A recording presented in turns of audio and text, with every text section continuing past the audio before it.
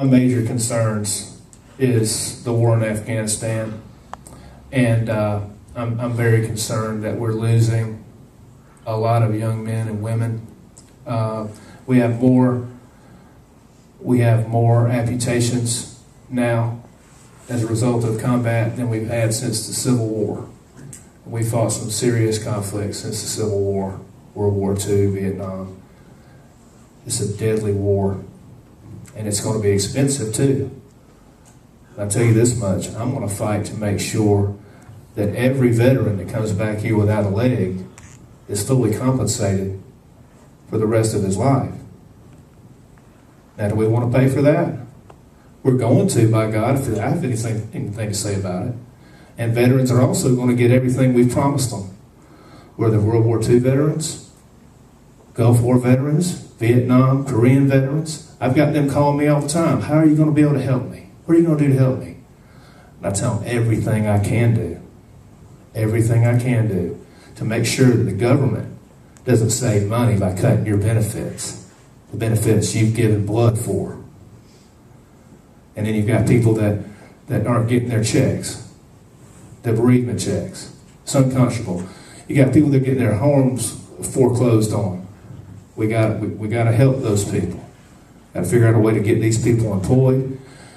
And like I said before, jobs. We got to bring jobs back to Afghanistan.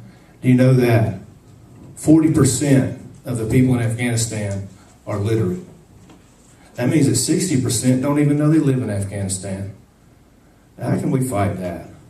They don't have an army. We should educate them so they would realize their enemies are not Americans.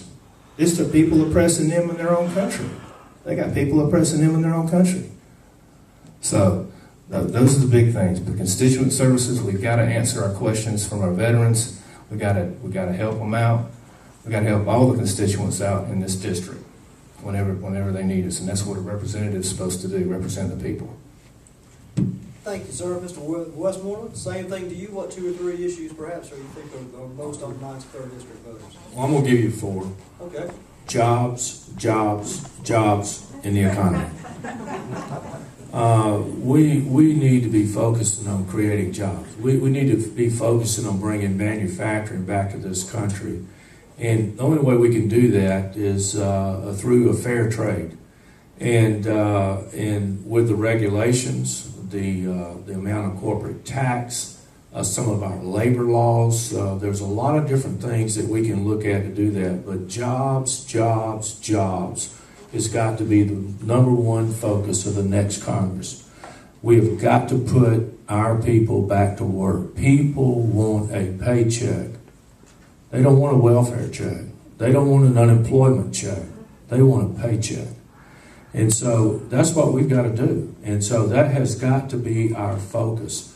The majority party, the party that Mr. Saunders is trying to go join, has tried to get our attention off of the fact of we've lost $3 million since we passed the $800 billion stimulus package.